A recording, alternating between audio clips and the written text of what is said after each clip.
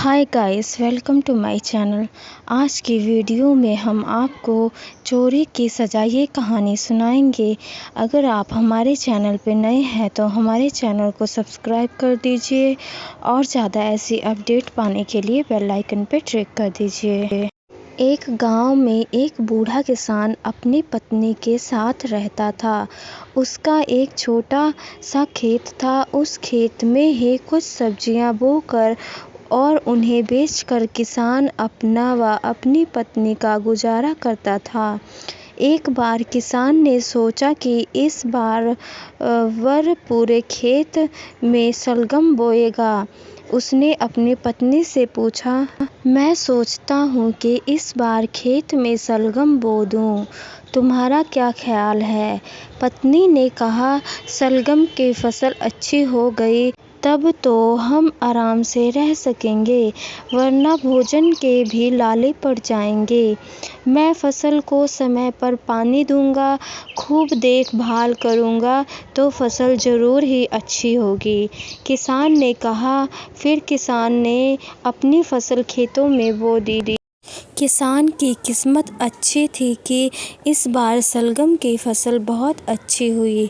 एक दिन बूढ़ा किसान खेत पर गया और वह यह देखकर हैरान रह गया कि खेत में जगह जगह शलगम के टुकड़े बिखरे पड़े हैं। उसने झुककर देखा कि ढेरों शलगम फैली पड़ी है, परंतु सभी के छोटे छोटे टुकड़े बचे पड़े हैं। किसान की समझ में नहीं आया यह कैसे हो सकता है। वह सोचने लगा कि यदि कोई आदमी शलगम चुराता तो पूरा ही उठा कर ले जाता। शलगम के टुकड़े करके तो किसी ने मेरा नुकसान करने की कोशिश की है। यह काम जरूर किसी दुश्मन का है। यह सोचते सोचते वह घर पहुंच गया और अपनी पत्नी से बोला, मेरी समझ में नहीं आ रहा है कि हमारी दुश्मनी किससे है। उसकी पत्नी बोली, हमारी दुश्मनी तो किसी से नहीं, जरा खुलकर बताओ बात क्या है। किसान बोला, किसी ने हमारा नुकसान करने की कोशिश की है। अपने खेत में ढेरों शलगम के टुकड़े पड़े हैं। अगर कोई चुराता तो शलगम ही निकाल कर ले जाता। यह तो किसी दुश्मन की चाल लगती है जो उसने शलगम के टुकड़े कर डाले। भला हमारा दुश्मन कौन हो सकता है? उसकी पत्नी बोली, लगता है तुम्हारा दिमाग बूढ़ा हो गया है, तभी दुश्मन की बात सोच रहे हो। भला हमारा दुश्मन कौन हो सकता है? ज़रूर कोई जानवर हमारी फसल खा रहा होगा। बूढ़े किसान को बुढ़िया की बात जच गई और वह रात को पहरा देने खेत पर चला गया। वह हाथ में कुल्हाड़ी लिए खेत के किनारे घास में छिपकर बैठ गया। आधी रात में अचानक भालू आया और शलगम निकालकर कुछ खाने लगा और कुछ फेंकने लगा। किसान ने आव देखा न ताव देखा, अपनी कुल्हाड़ी जोर से भालू की तरफ मारी। कुल्हाड़ी भालू के पिछले और पैर में लगी और उसका एक पैर कट कर गिर गया। भालू दर्द से चिल्लाता हुआ लंगड़ा कर जंगल की तरफ चला गया। उसके जाने के बाद किसान ने भालू की टांग उठाई और घर पर आ गया। बुढ़िया टांग देखकर खुश हुई। बुढ़िया ने टांग को धोकर उसकी खाल उतार दी, उसके बालों से ऊन बुन लिया और फिर टांग का मांस पकने रख दिया। किसान की पत्नी ने जमकर मांस का आनंद लिया। उधर टांग काटने से परेशान भालू किसान से बदला लेने की सोचने लगा।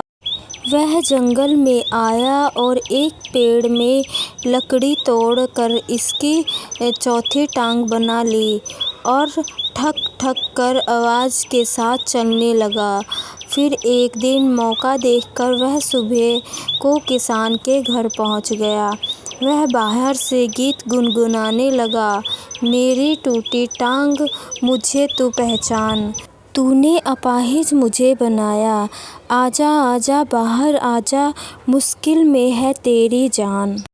भालू की आवाज़ सुनकर किसान और उसकी पत्नी थर-थर काँपने लगे।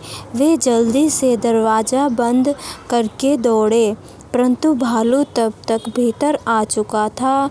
दोनों लोग डर कर अलमारी में भीतर घुस गए। भालू घर के इधर-उधर गाना गाता और लंगड़ाता हुआ घूम रहा था। उसकी लकड़ी की टांग खट-खट की आवाज़ कर रही थी। अचानक उसकी लकड़ी की टांग निकल गई और वह अपना संतुलन खो बैठा। भालू घर की सीढ़ियों के पास बने तहखाने में जा गिरा। किसान को ज्यों ही भालू के तहखाने में गिरने की आवाज़ आई, उसने अलमारी से निकलकर तहखाने का दरवाज़ा बंद कर दिया। किसान की पत्नी घर के बाहर जाकर शोर मचाने लगी।